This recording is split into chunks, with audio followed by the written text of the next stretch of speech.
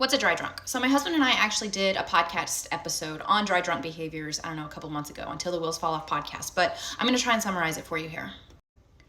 So a dry drunk is whenever you remove the alcohol or you remove the substance or whatever it is they're taking, but the behaviors are still there. You know, they're still lying, they're still angry, they're still treating you poorly. You know, you really can't tell if they're drinking or if they're not. You just don't even know. You're just like, I'm really confused because you told me you're stopping your alcohol intake, but you're still an a-hole.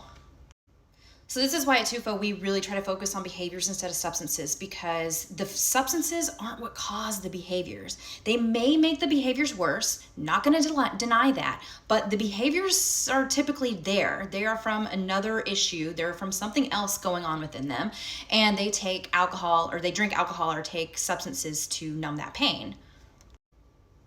And a lot of people focus on, all right, they need to stop drinking. If they stop drinking, everything will be fine. Everything will be perfect. It'll go back to where it was. This is not true. This does not happen. There's so much more work that goes into this when people struggle with addiction or alcoholism.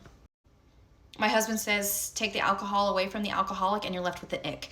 They have to go into some type of program, some type of something to address whatever it is that is causing them to drink in the first place.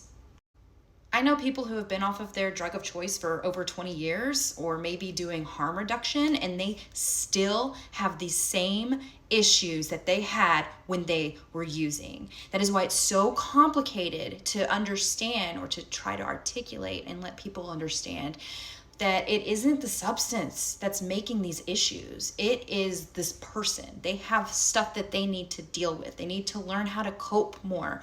They need to learn different ways of living their life. It's not as simple as just removing a substance.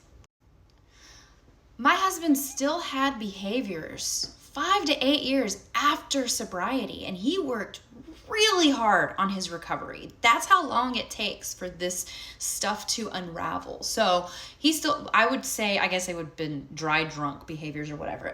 I don't even really like the term because honestly, they're just jerks. They need to do better.